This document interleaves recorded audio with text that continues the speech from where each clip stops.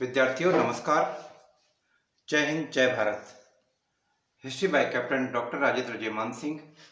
ऐतिहासिक अध्ययन और अनुसंधान की इस कक्षा में मैं captain doctor Rajendra, associate professor department of history, government Dungar college Bikaner, आप सभी का स्वागत करता हूं।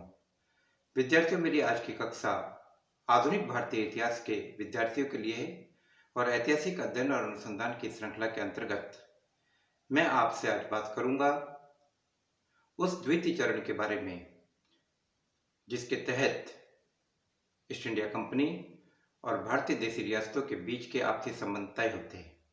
विद्यार्थियों, ये समझ गए होंगे कि मैं आपसे किस टॉपिक पर बात कर रहा हूँ। विद्यार्थियों, मैं आपसे बात कर रहा हूँ ली वार्नर द्वारा लिखित देशी रियासत नामक पुस्तक में ईस्ट इंडिया कंपनी और बाद में ब्रिटिश सरकार द्वारा देशी रियासतों के बीच के जो संबंध थे, जो ब्रिटिश सरकार, ईस्ट इंडिया कंपनी और देशी रियासतों के बीच के थे, उन संबंधों को किस प्रकार से 3 चरणों में विभाजित किया गया था, उसके बारे में आपसे बात कर रहा हूँ। इससे पहले की कक्षा में मैंने आपसे उस प्रक्रिया के प्रथम चरण के बारे में जो 1757 से लेकर 1813 तक संचालित होती रही। विद्यार्थी, वो पॉलिसी जिसे रिंग फेंस या घेराव की नीति के नाम से जाना जाता है। विद्यार्थियों, उस दौर में कंपनी 1757 से लेकर 1813 के बीच में ईस्ट इंडिया कंपनी अपने ही घेरे तक सीमित रही और उन्होंने अहस्तक्षेप की नीति का सामान्य तौर पर अनुकरण किया। हालांकि मैं आपको ये पहले स्पष्ट कर चुका था कि मोटे तौर पर भले ही यह घेराव की नीति हो, भले ही रिंग फेंस की पॉलिसी हो, लेकिन इसके बावजूद समय समय पर यह नीति गवर्नर जनरल की प्रकृति पर भी निर्भर करती थी।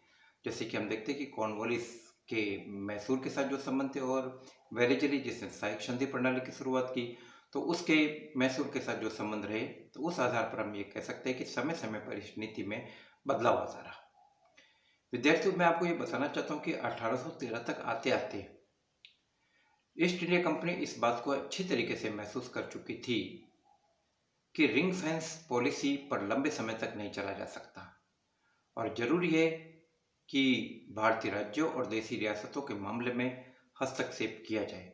तो 1813 से लेकर 1857-58 तक जो नीति हिंदुस्तान में जारी रही, या जिस नीति के तहत ईस्ट इंडिया कंपनी ने भारतीय राज्यों और देशी राज्यों के साथ अपने संबंधों को व्यावहारिक रूप में तय किया, वह नीति थी विद्यार्थियों अधीनस्थ। वह थी अधीनस्थ पार्थक्य की नीति, जिसको हम कहते हैं सबऑर्डिनेट आइसोलेशन।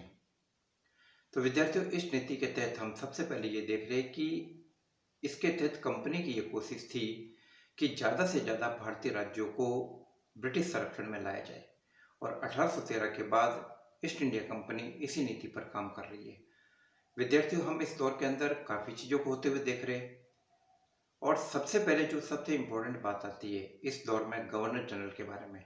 तो विद्यार्थियों, 1813 से लेकर 1823 तक हमें लॉर्ड हेस्टिंग्स का गवर्नर जनरल के रूप में उल्लेख मिलता है और हेस्टिंग्स के बारे में हम ये देखते हैं कि उसने पहले से चली आ रही रिंग फेंस की नीति का परित्याग कर दिया और ज़्यादा से ज़्यादा भारतीय राज्यों को संरक्षण में लाने की कोशिश की। ऐसा कहा जाता है कि उसके दौर में मध्य भारत की 145, काठियावाड़ की 145 और राजपूताना की 20 रियासतों को अंग्रेजी संरक्षण में लाया गया।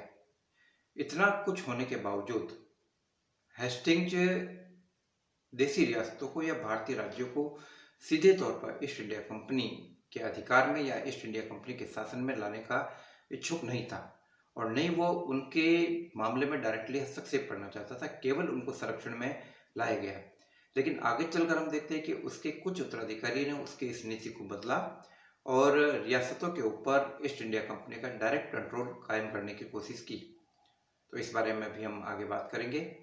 तो सबसे पहले हम बात करते हैं कि हेस्टिंग्स के काल के अंतर्गत ऐसी कौन कौन सी घटनाएं हुई जिसके द्वारा देशी रियासतों को, भारतीय राज्यों को ईस्ट इंडिया कंपनी के संरक्षण में लाया गया। विद्यार्थियों, हम इसी दौर में देख रहे हैं कि अंग्रेजों ने पिंडारियों के साथ युद्ध किया। इसी दौर में अंग्रेजों ने नागपुर के अप्पासा भोसले को सीता बर्डी की लड़ाई में हराया और बाद में उसके स्थान पर किसी अन्य व्यक्ति को राजा बना दिया। हम देख रहे हैं कि इसी दौर में होलकर को भी हराया गया महिदपुर की लड़ाई में। इसी दौर में हम ये देख रहे हैं कि पेशवा बाजीराव द्वितीय को पूरी तरीके से परास्त कर दिया गया और उसे पेंशन देकर कानपुर के पास बिठूर में बिठा दिया गया।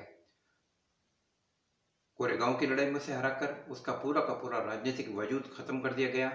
इसके अलावा हम देख रहे हैं कि सतारा में शिवाजी के किसी वंशज को वहां का राजा बनाया गया। तो कहने का मतलब है कि इस दौर में कंपनी ने ज़्यादा से ज़्यादा भारतीय राज्यों के मामले में हस्तक्षेप किया। तो इस प्रकार के हमें विद्यार्थियों बहुत सारे उदाहरण मिल रहे हैं और इस पॉलिसी को आप यदि कंपेयर कर रहे हैं रिंग फेंस पॉलिसी तो आप ये पाएंगे कि ये बिल्कुल एकदम उससे अलग थी। उस दौर में जहाँ पर अंग्रेज सीमित हस्तक्षेप और अपने ही मर्यादित घेरे में रहने की नीति का अनुकरण किए हुए थे, वही इस दौर के अंदर अंग्रेजों ने देसी रियासतों पर भारतीय राज्यों पर सीधे सीधे संरक्षण का प्रयास किया, उन्हें अपने नियंत्रण में लाने की कोशिश की। और इसके लिए काफ़ी हद तक विद्यार्थियों, अगर हम उस दौर की राजनीतिक परिस्थितियों का अवलोकन करें तो हम ये पाएंगे कि अब कंपनी 1757 की ईस्ट इंडिया कंपनी नहीं थी, बल्कि ये एक ऐसी शक्तिशाली कंपनी के रूप में उभर कर सामने आ चुकी थी जिसने कि हिंदुस्तान की तमाम क्षेत्रीय ताकतों को खत्म कर दिया। 18वीं शताब्दी के उत्तरार्ध में हम देख रहे हैं कि कंपनी अन्य क्षेत्रीय शक्तियों की भांति एक शक्ति है, लेकिन यहाँ पर हम ये देख रहे हैं कि कंपनी एक शक्ति नहीं बल्कि एक सर्वोच्च शक्ति के रूप में उभर कर सामने आ रही है।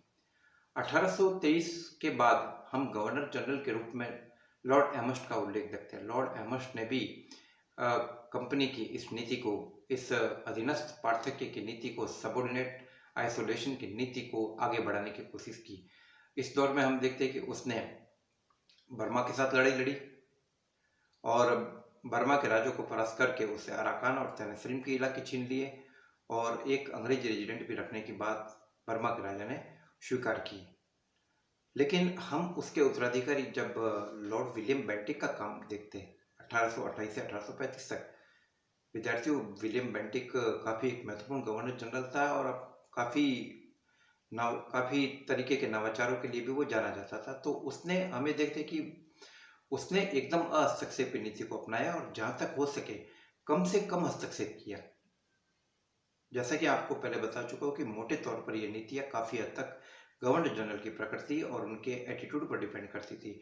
हम इस प्रकार के बहुत सारे उदाहरण देखने को मिल रहे हैं जहाँ हस्तक्षेप करना चाहिए था वहाँ पर भी विलियम बेंटिक ने नहीं किया। जैसे कि हम हैदराबाद का एग्जाम्पल देखते हैं, जैसे हम जयपुर का एग्जाम्पल देखते हैं। जयपुर में हम ये देख रहे हैं कि ब्रिटिश रेजिडेंट के ऊपर हमला किया जा रहा है, वहाँ पर दंगे हो रहे हैं, वहाँ की जनता रानी और उसके प्रेमी को फांसी पर चढ़ा देती है, लेकिन इसके बावजूद विलियम बेंटिक जयपुर के मामले में हस्तक्षेप नहीं करता है। इसी प्रकार से वह काफ़ी जगहों पर अपनी उदारवादी नीति का परिचय देता है। हैदराबाद के मामले में अब जब हम ये देख रहे हैं कि हैदराबाद के पुराने निजाम की मृत्यु हो जाती है और उसके स्थान पर नया नवाब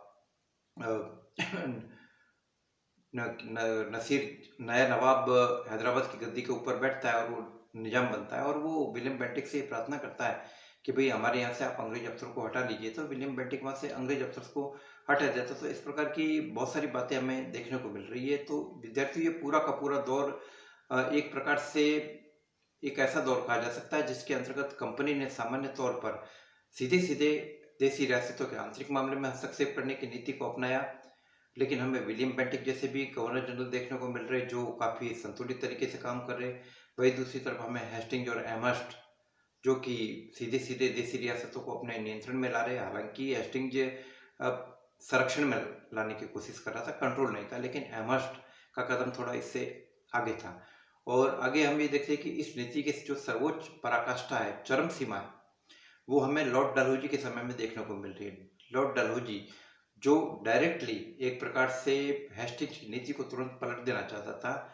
लॉर्ड डलहौजी जो किसी भी तरीके से इस प्रकार का कोई भी मौका हाथ से नहीं जाने देना चाहता था जिससे कि ब्रिटिश ईस्ट इंडिया कंपनी को किसी प्रकार का भौगोलिक नुकसान हो, किसी प्रकार का आर्थिक नुकसान हो। हम ये देख रहे हैं कि उसने